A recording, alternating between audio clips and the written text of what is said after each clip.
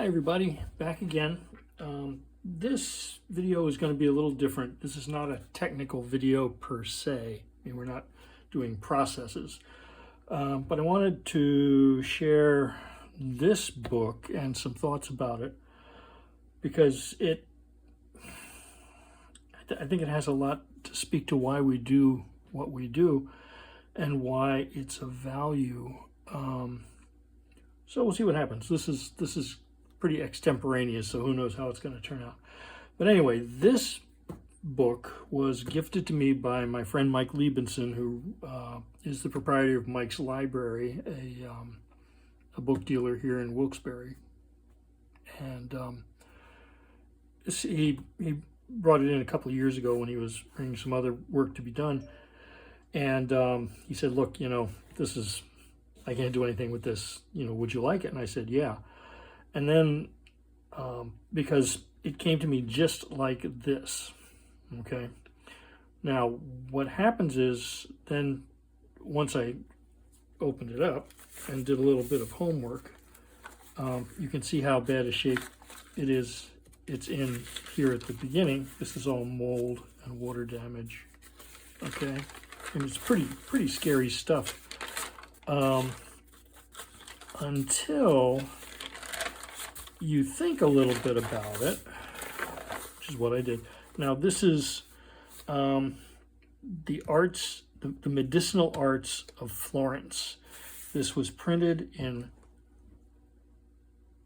1611 in Florence, which means that it is 413 years old. Okay, so you say, well, yeah, that's kind of cool. And as you go in further, you can see that, there's a lot of staining, there's a lot of problems. But, and this is actually the two volumes. I'm not sure how many volumes there were originally. I mean, the two volumes bound together. But, here we have a book that's over 400 years old. It has been through who knows what, but the one thing we do know it's been through is the Agnes flood, which happened here in Wilkes-Barre in 1972 and pretty much demolished certainly the downtown, a good percentage of the downtown in Wilkes-Barre, and an awful lot of other areas around here. In fact, if I open this up, see this? This is 50-year-old flood mud, which is dried. Okay. And the thing I want to point out is that after, and who knows what and all else happened to this book in its lifetime, all right, although it was an important book, so it was probably taken care of up until the point it wasn't. The covering leather's gone, obviously. The sewing is still sound. All right, this book still functions correctly as a book should. And the information in it, except for the first few pages that have been, mold damage, is accessible to anybody who can read Latin, granted. But it's kind of an amazing thing to look, to handle this book and to look at this book and to understand that this structure has survived in relatively good shape for, again, 4 centuries. And it's an indication, I mean, this is kind of an exemplar of what books are all about. They protect the information inside them, even, when they're, after they've been soaked with water and dried out and soaked with water again, and who knows what and all else. And there's no mediation necessary. And the reason that I kind of go on about this, and I've given other talks about it, and I've kind of bent other folks' ears, is that, so here I have a book, which if you can read Latin, you can read it 400 years later. Anybody read that? If you're as old as I am and you have the right gear, you might be able to read that. But otherwise, if you're, not an old, as they say, you're probably looking at this going, what? It's like a stone axe, And this is from not that long ago. These are the 3.5-inch discs that the original, the early Macintoshes used. And I was a very early adapter of that stuff. But I would challenge you to be able to access this information today. And that's why I'm kind of,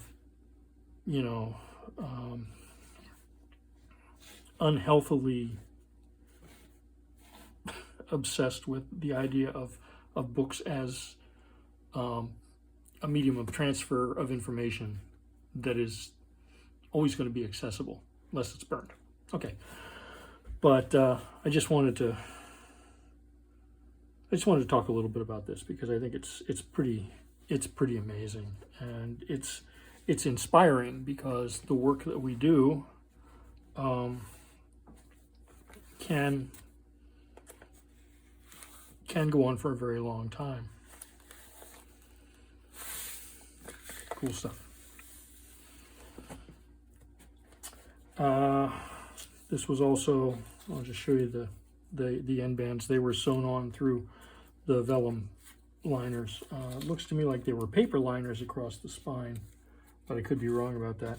And you can see the original tooling that was done on the original leather. There were obviously something resembling clasps. So, I mean, there's a lot of information that you can glean from something like this. Again, sewn on double cords, laced through. These are laminated boards, and they're husky little guys. But again, it's still a fairly perfectly functioning book. And there would be a temptation to rebind it, except that this is just such a wonderful example of how robust, the codex can be, that I'm just going to leave it like it is and show it to people and try and explain why books are so goddamned important.